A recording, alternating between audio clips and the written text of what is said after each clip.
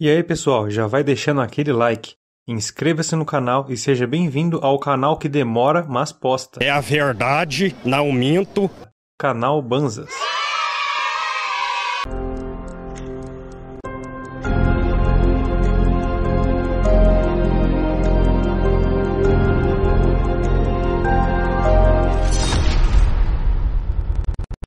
Mais um dia começa em Oak Island. Marty, Rick e o grupo agora focam sua atenção em encontrar um mergulhador suficientemente experiente e corajoso para chegar até o fundo do 10X. E agora eles estão ali para encontrar com Brad Stabenow. Com a ajuda do expert de mergulho John Tepper, eles entraram em contato para arrumar uma reunião com esse tal de Brad. Esse Brad é um mergulhador certificado para esse tipo de mergulho perigoso. E logo após os cumprimentos, Marty começa indagando sobre as experiências profissionais do Brad. E bem ali, na boca do 10X olhando para baixo, ele pergunta se o Brad já tinha visto algo daquele jeito. E Brad responde que tão perto assim não. E todos dão risada. Esse Brad aí é fera.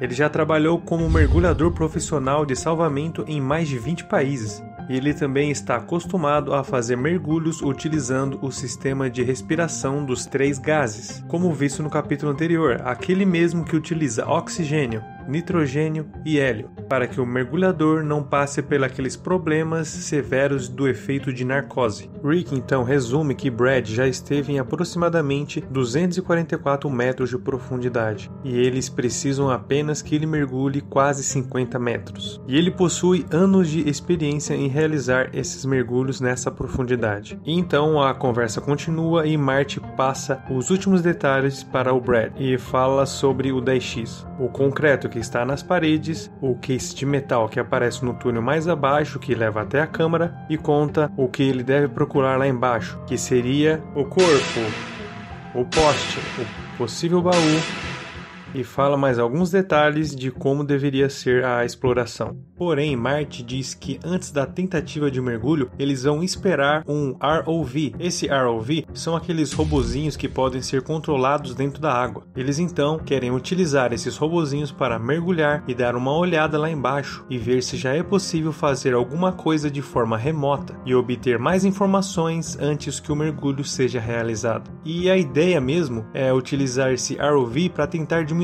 riscos, pois esse mergulho será muito arriscado e até possui risco de morte. E então Marty faz a pergunta primordial para o Brad: você aceita fazer esse tipo de mergulho? E Brad, sem pestanejar, responde que sim. Todos ficam felizes, pois ele realmente parece a escolha perfeita para realizar este mergulho.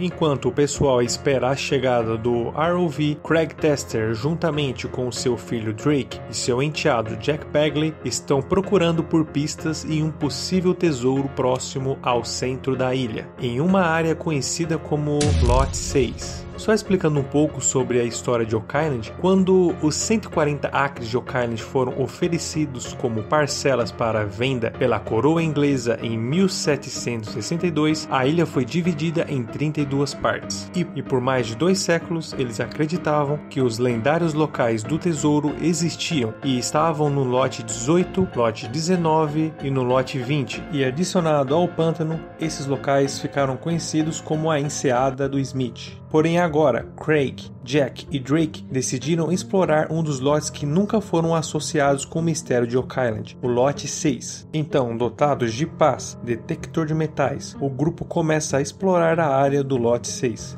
O lote 6 levantou interesse para o grupo por ser essa a área que fazia parte das terras do Samuel Ball. Samuel Ball foi nascido na escravidão na Carolina do Sul, em 1764, apenas 10 anos antes de ter iniciado a Revolução Americana. Após ter lutado do lado dos ingleses, ele ganhou sua liberdade antes de migrar para a Nova Escócia, no final dos anos 1700. E em 1786, o Samuel adquiriu 4 acres de Oak Island, por um preço que para muitos foi muito alto, ainda mais porque era algo que por todos era conhecido por ser nada mais, nada menos de que pedras e matos. E o que faz a história do Samuel ser interessante é que naquela época, na época da sua morte, em 1845, o antigo escravo, que se tornou agricultor de repolhos, misteriosamente adquiriu ainda muito mais terras, todas em Oak Island, incluindo o lote 6. Na realidade, o Samuel se tornou o cara mais rico da Nova Escócia. Porém, como? Teria ele encontrado parte do tesouro de Oak Island?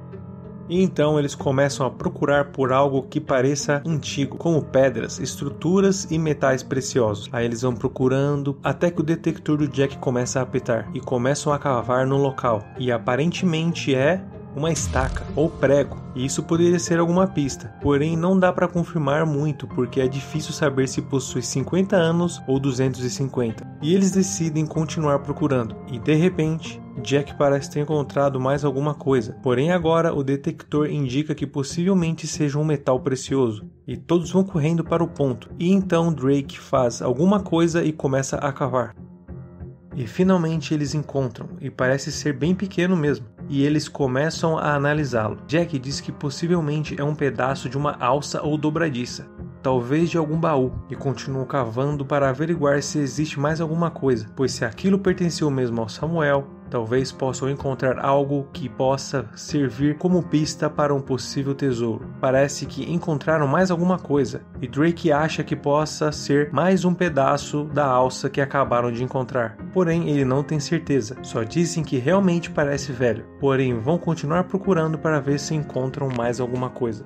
E de repente, Jack chama o Craig, pois ele encontra algo que parece um muro feito de pedra, e começa então a cavar em volta para revelar o achado. E parece que é uma pedra triangular. E o interessante é que por toda a ilha existem várias coisas que são com formato triangular. E Jack consegue remover a pedra e percebe que o outro lado da pedra é completamente diferente da outra parte que é lisa. E na opinião dele, aquilo não é natural, ou seja, é feito pela mão do homem. De acordo com muitos teóricos de Oak Island, a presença de marcas piramidais ou de pedras triangulares são coisas extremamente relevantes. Algumas até sugerem que eles oferecem uma prova direta da conexão entre Oak Island e os maçons, que também utilizam esse símbolo triangular para representar as pirâmides do Egito, assim também como o símbolo do grande arquiteto do universo. Seria possível que eles encontraram uma pista que irá ajudar a resolver o mistério de Oak Island? E assim, por hora, terminam as buscas e resolvem levar o que eles encontraram. Parece que o pessoal gosta de enrolar, porém, vamos lá. Então começam a falar novamente da procura do poço escondido. Porém agora Marty e Rick possuem uma tarefa grande para realizar. Por motivos de segurança, eles devem preencher o puta buraco que eles acabaram de fazer na busca do poço escondido. Marty e Rick então entram nos tratores e começam o trabalho para jogar de volta toda aquela terra e entulho no buraco. Eles fazem isso até que terminam o trabalho.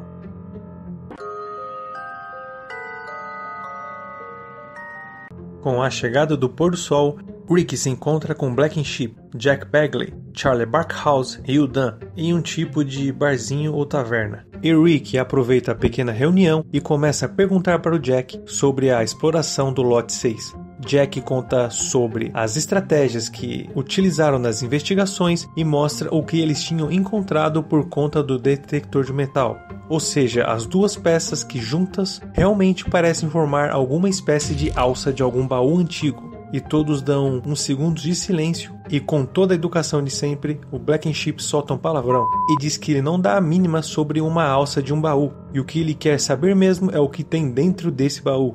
E eles conversam mais um pouco sobre a história do Samuel Ball. E então Rick pergunta para o Jack se eles tinham encontrado mais alguma coisa. E Jack responde que também encontrou uma pedra com formato piramidal, ou um formato triangular. E fala para ele que a pedra realmente parece ter sido feita por mãos humanas. O Rick então diz para eles investigarem sobre essa pedra. E também pede a ajuda do Charles Barkhouse para que descubram se aquela pedra é realmente algo relevante ou não. E eles terminam a conversa com um brinde.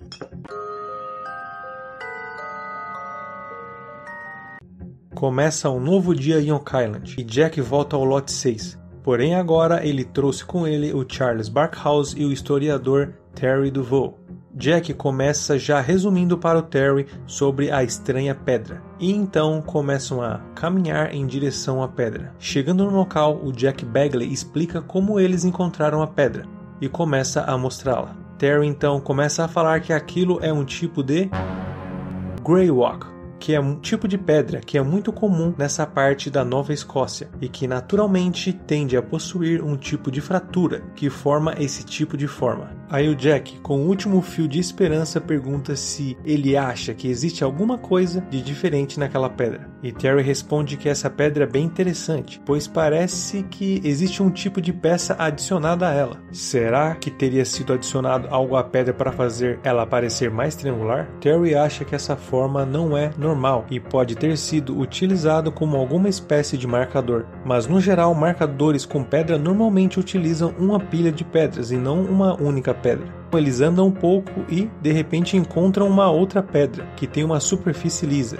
E isso indica que talvez alguém possa ter utilizado as pedras para marcar uma área, para fazer um buraco por perto e enterrar algum tipo de tesouro ou algo valioso. E nessa hora brilha os olhos do Jack. Charles diz que rolaram muitos contrabandos durante a Guerra da Independência dos Estados Unidos e a Guerra de 1812, bem naquela região. E Terry diz que se ele fosse enterrar um tesouro, ele enterraria em um local como esse. E tem mais uma coisa sobre a história do Samuel. Quando ele morreu, ele deixou uma esposa e um neto, mas curiosamente ele deixou suas propriedades de Oak Island para o seu empregado Isaac Butler, juntamente com uma série de instruções que foram dadas para Isaac, mas que ele nunca poderia revelá-las. Será que o Samuel e o Isaac sabiam do segredo do mistério de Oak Island? Segredo esse que foi levado para o túmulo junto com eles? Agora, Marty, Ricky e o pessoal esperam dar um grande passo para resolverem o mistério do 10X, que é utilizar o ROV para mergulhar no poço antes que o mergulhador Brad o faça. E a empresa chega com todo o equipamento, e logicamente incluindo o ROV. Eles então cumprimentam os profissionais que são os pilotos do ROV, Larry Davis e Jack McNaughton. O legal desse ROV é que ele é dotado de uma câmera de alta resolução e também possui um sonar. Talvez essa seja a primeira vez que eles vão conseguir tirar fotos de alta resolução de alguma zona de obstrução que possa atrapalhar na missão do mergulhador. E o robozinho também será capaz de se movimentar livremente através do solo da misteriosa câmara e fotografar algumas evidências de objetos ou túneis feitos pelo homem. O ROV utilizará seus propulsores horizontais, juntamente com suas hélices verticais, para navegar para baixo e poder passar pela seção mais estreita do 10X e ir até o fundo. E então eles preparam o ROV e Larry começa a inseri-lo no 10X, até que ele chega na água.